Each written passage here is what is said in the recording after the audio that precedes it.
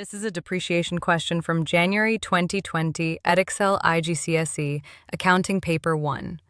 The question requires the examinees to prepare two ledger accounts, a provision for depreciation and a disposal account.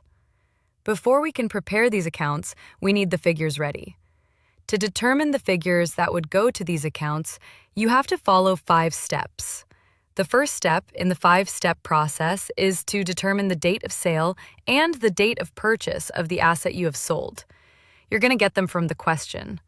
This line that says the asset was sold will give you the date of sale, which in this question is 30th September 2019, and the line here that says the asset was purchased will give you the date of purchase, which in this question is 1 July 2018.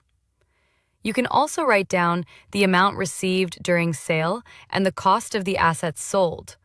Once these dates are established, we move on to step 2. In step 2, we determine the accounting year, also known as the financial year. Accounting year means the year for which the company is preparing the accounts. The purpose of this step is to know how many years the asset was with the company. Your starting point is the place in the question where it says year end. The year end of this question is 31st December 2019. The beginning of the year is therefore 12 months before that, which is 1st January 2019. Now you find out the previous year. Keep the day and month same, just change the year. You keep making notes of the previous years until you get to the year of purchase. Your date of purchase was July 2018. So the year of purchase is the year from January 2018 to December 2018, and therefore we can discard the 2017 year. So the assets was with the company for 2 years, so we need 2 years of depreciation.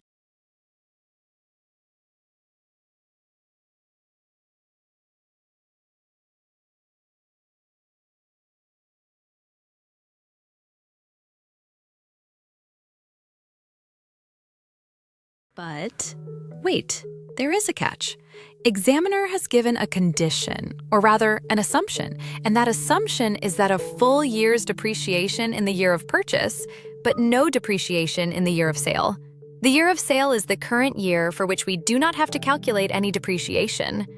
Therefore, we are left with 1 year to calculate the depreciation for the sold asset. In the beginning of this step, we mentioned that purpose of step 2 is to know how many years the asset was with us. So we determined that the asset was with us for 2 years, but the assumption eliminates the need to calculate the depreciation for the current year. In the next step, we use this information and proceed with our depreciation.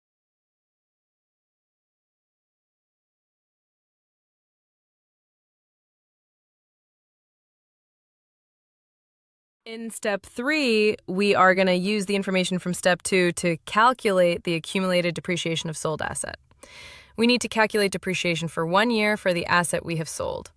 So we first write down the method, which is the reducing balance method. We then use the equation of the reducing balance method, which is cost minus provision for depreciation into a percentage.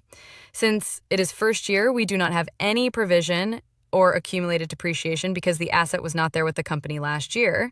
We can have a provision only if the asset was there last year. Therefore, you can remember that first year, the provision is 0. Now let's substitute the values. The cost of the asset sold is $16,400 and the percentage is 25%. After substituting, we get the answer as $4,100.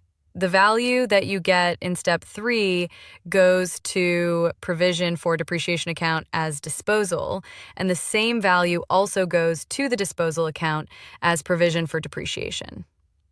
What about debit and credit? The $4,100 in step 3 is a debit provision for the depreciation account and a credit income statement.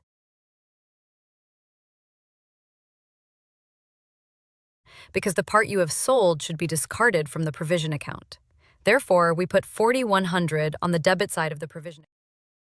In the next step, we calculate the depreciation of the unsold asset. Please look closely. In step 3, we calculate the provision for depreciation for sold assets, while in step 4, we calculate only depreciation. They're both different. Step 3, we calculate the total depreciation of the sold asset, while in Step 4, we calculate depreciation for only the current year. Okay, now let's move on. We use the same equation, however, the cost of the unsold asset is not available, so we need to calculate it separately. The equation we have to use is the total cost of the asset minus the cost of the sold asset. The cost of total asset is $4,800 and $600, and the cost of the sold asset is $16,400. Do the math, and you get $31,100. The main equation also requires provision, so therefore, subtract the provision of the sold asset from the total provision. The total provision is the provision balance given on the question, which is $16,000. And the provision of the sold asset is what you get in Step 3, which is $4,100. This is something you can remember to expedite the depreciation workings in your exam. Just substitute the value in step, and voila, you get the unsold asset depreciation. Once you get these two values, substitute them in the main equation and then find the depreciation. So you get the depreciation of the unsold asset for the current year. This value goes to the provision for depreciation account, as the detail is income statement. It goes to the credit side of provision for depreciation account because it increases the provision, and provision is a credit account. Once you get the values in Steps 3 and 4, you can start preparing the provision for the depreciation account. You start with the balance BD on the credit side. The balance BD is basically the balance on the provision account until now.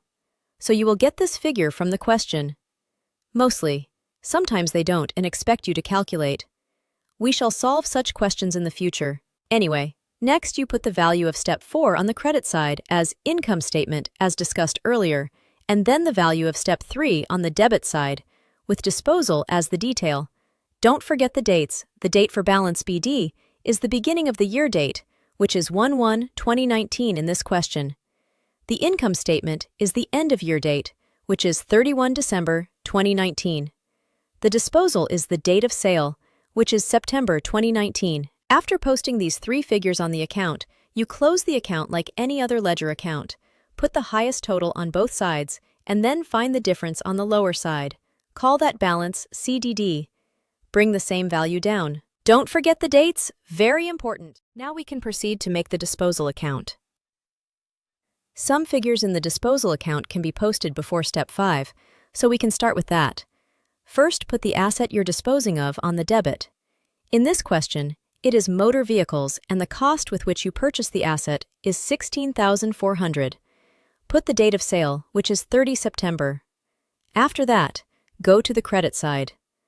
Post the figure from Step 3 and call that provision for depreciation as discussed earlier, and the date will be the date of sale. And then post the money you received for the sale, which is $13,250, and the detail is cash book, as the money received goes to the cash book. The date for the cash book is also the date of sale, so we do not write if the date above is the same. After posting these three figures, you have to do Step 5, which is calculating profit or loss. The equation is the sale value of $13,250 minus open bracket cost of the asset, which is $16,400, and then minus the provision for depreciation, $4,100.